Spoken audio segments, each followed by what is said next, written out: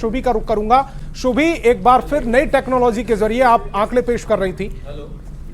फिर से हम अपने दर्शकों तक पहुंचाएंगे वो आंकड़े और बहुत ही खूबसूरत अंदाज में ये आंकड़े मैं अपने दर्शकों तक पहुंचाना चाह रही हूँ। पतरातू वैली जो झारखंड का बहुत ही पर्यटक बड़ा स्थल रहा है और यहाँ पर हजारों की संख्या में पर्यटक पहुंचते हैं। उसी पतरातू वैली के माध्यम से वहां पर चल रहे नाव के माध्यम से मैं ये तस्वीरें अपने दर्शकों तक पहुंचाना चाहती हूँ, ये आंकड़े पहुंचाना चाहती हूँ। और देखिए लोक पोल ओपिनियन क्या कहता है उसकी जानकारी हमने आपको दे दी है। अब इसके बाद एक एक करके एक अलग अलग एजेंसी की तरफ से जो आंकड़े सामने आएंगे उसकी पूरी जानकारी रखता हूँ। सीता सोरेन क्या कुछ कह रही है वो एक बार दर्शकों को सुनवा देते हैं। बालू लूटे, एक पाकुड़ में एक पत्थर पहाड़ को भी गायब कर दिए। पूछ लेना पहले, है ना। कई भ्रष्टाचार जो सरकार के मंत्री है वो जेल गए, अभी भी एक कांग्रेस के मंत्री जेल ही में ही है। तो इन लोगों ने 4 साल 9 महीना अपना पूरा विकास किए। इसके बाद इन लोगों को होश आया कि नहीं, अभी हम लोग को जनता के पास भी जाना है और उसके लिए कई ऐसे योजनाओं को लेकर के आए जनता के सामने। पहले तो अपनी जो इनका जो ये था एजेंडा था उससे भी भटक गए थे। अब मैया योजना लेकर के आए, कई ऋण को भी, किसानों का ऋण को भी माफ किए, बिजली बिल को जबरदस्त तरीके से माफ करने के लिए माफ किए। तो जनता इसमें समझ ही गए भाई लास्ट मोमेंट में जब चुनाव के पड़ाव में क्यों इतना काम कर रही है सरकार, क्योंकि वोट चाहिए था। तो वोट बैंक के सहारे एक जनता को एक प्रलोभन दे रहे थे। इतनी सारी जो नई योजना को लेकर के आए, इससे चलने वाला नहीं है क्योंकि जनता हमारी समझ चुकी और इसीलिए अब बदलाव के मूड में सब आए और बदलाव हो करके रहेगा। तो सीता सोरेन को आप सुन रहे थे और उन्होंने लगातार इंडिया अलायंस पर निशाना साधा है, भ्रष्टाचार को लेकर उन पर निशाना साधा और ये भी दावा किया है कि एनडीए की सरकार बनेगी, पूर्ण बहुमत के साथ एनडीए की सरकार बनेगी। और इस दौरान उन्होंने भी कई ऐसी बातें की जो इंडिया अलायंस के नेता जब इन बातों को सुनेंगे तो शायद उनको अच्छा ना लगे, लेकिन उन्होंने कहा है कि किस तरह से जेल में रहना और इन सब चीजों का, भ्रष्टाचार का उन्होंने जिक्र किया है अपनी इस बात में। लेकिन जो एग्जिट पोल के आंकड़े आ रहे हैं वो लगातार भ्रम की स्थिति पैदा कर रहे हैं दर्शकों के लिए, क्योंकि 3 एजेंसियां एनडीए के पक्ष में एग्जिट पोल दे रही हैं तो 2 एजेंसियां इंडिया अलायंस के पक्ष में कर रही हैं। इसी बीच बाबूलाल मरांडी का बड़ा बयान आया है। 51 से ज्यादा सीट जीतने का उन्होंने दावा किया है। झारखंड में पूर्ण बहुमत की सरकार बनाने का बाबूलाल मरांडी दावा कर रहे हैं। इस वक्त की बड़ी खबर आपकी टेलीविजन स्क्रीन पर। वोटिंग के बाद बाबूलाल मरांडी ने यह बड़ा दावा किया है। उन्होंने कहा है कि झारखंड में पूर्ण बहुमत की सरकार एनडीए बनाएगा। 51 से ज्यादा सीटों पर एनडीए की जीत का वो दावा कर रहे हैं। तो बड़ी खबर आपको बता रहे हैं और वो बयान भी सुन लीजिए जो बाबूलाल मरांडी ने इस बयान के जरिए क्या कुछ दावा किया।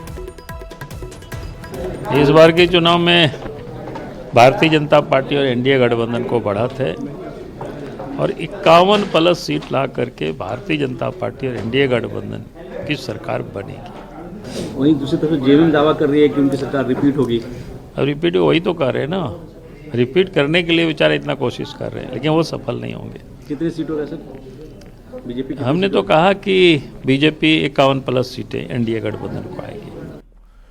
तो बाबूलाल मरांडी को आपने सुना, वो कह रहे हैं कि बीजेपी एनडीए के साथ पूर्ण बहुमत की सरकार बनाएगी, अपनी सहयोगी दलों के साथ पूर्ण बहुमत की सरकार बनाएगी। लेकिन महुआ माझी ने क्या कुछ कहा है वो भी सुनवाते हैं आपको।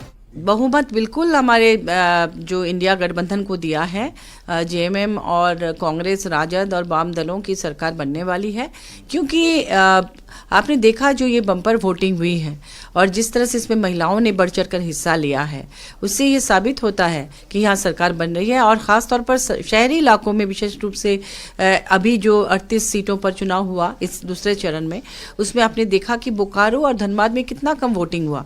तो शहरी वोटर आमतौर पर माना जाता है कि इसमें भाजपा का आधिपत्य ज़्यादा रहता है शहरी इलाकों में, तो वहां पर वोटिंग बहुत कम हुई है, उनके वोटर तो निकले ही नहीं है। तो महुआ माझी को आपने सुना। महुआ माझी दावा कर रही हैं कि इंडिया अलायंस की सरकार बनेगी और उन्होंने इसके पीछे के तर्क भी दिए। लेकिन गिरिराज सिंह क्या कुछ कह रहे हैं, केंद्रीय मंत्री, वो भी सुनवाते हैं आपको। देखिए, झारखंड में मुझे पूरा भरोसा है कि लोगों ने बांग्लादेशी रोहिंग्या घुसपैठी मेन मुद्दा था, वहां के आदिवासी की संख्या गिर गई और हेमंत की सरकार का जाना उतना ही तय है। चुनाव तो खत्म हो गया लेकिन जाना तय है।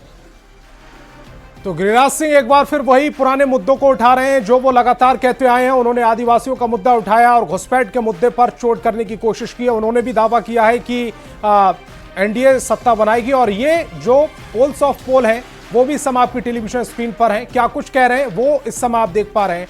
IANS कह रहा है कि 45 से 50 सीटें एनडीए जीतेगा और इंडिया अलायंस को वो 18 से 25 सीटें देते हुए दिख रहे हैं। लोक पोल ओपिनियन के जो आंकड़े हैं वो भी इस समय आपकी टेलीविजन स्क्रीन पर हैं। 36 से 39 एनडीए को सीटें दे रहे हैं और 36 से 39 ही सीटें इंडिया अलायंस को दे रहे हैं। यानी कि इन आंकड़ों में जो अदर हैं यानी कि निर्दलीय हैं उनकी भूमिकाएं बढ़ जाएंगी। जेवीएस क्या कह रहा है? जेवीएस कह रहा है कि 40 से 44 सीटें एनडीए के पक्ष में जा सकती हैं और 30 से 40 सीटें इंडिया अलायंस के बीच में जा सकती हैं। और के शर्मा जी हमारे साथ लगातार बने हुए हैं। के शर्मा जी, आंकड़े लगातार आप देख रहे हैं, बॉडी लैंग्वेज भी लगातार आप देख रहे हैं। बॉडी लैंग्वेज क्या कुछ कह रही है? क्योंकि अगर एनडीए के नेताओं की बॉडी लैंग्वेज देखेंगे, खासकर बीजेपी के नेताओं की, वो बहुत आश्वस्त नजर आ रहे हैं जीत को लेकर।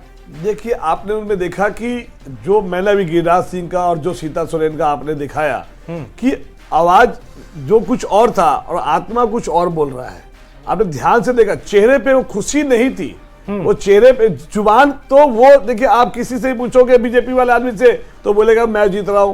कोई अपना देखो कि कहीं घट्टा नहीं कहता ना। आप कांग्रेस वाले बोलोगे तो बोलेगा मेरी सरकार बन रही है।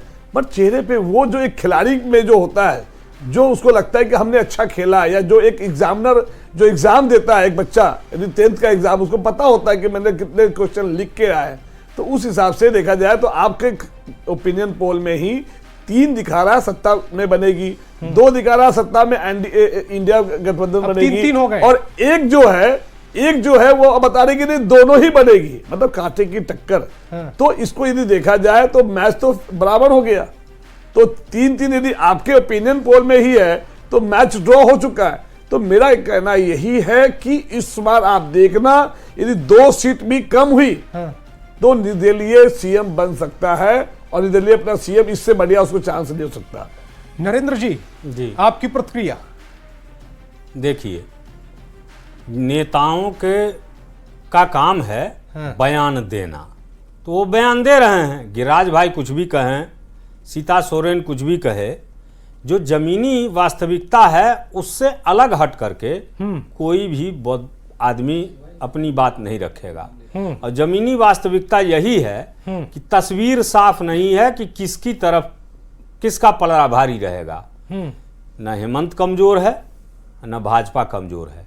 मैं अकेले भाजपा और अकेले हेमंत की बात करूंगा, बाकी सब जो उनके सहयोगी हैं वो उन्हीं की छत्र छाया में अपने लिए जगह बना पाएंगे। बिल्कुल सही, बिल्कुल इस बात से मैं भी जो इंडिया गठबंधन में तो आरजेडी भी शामिल है। ठीक है नरेंद्र जी।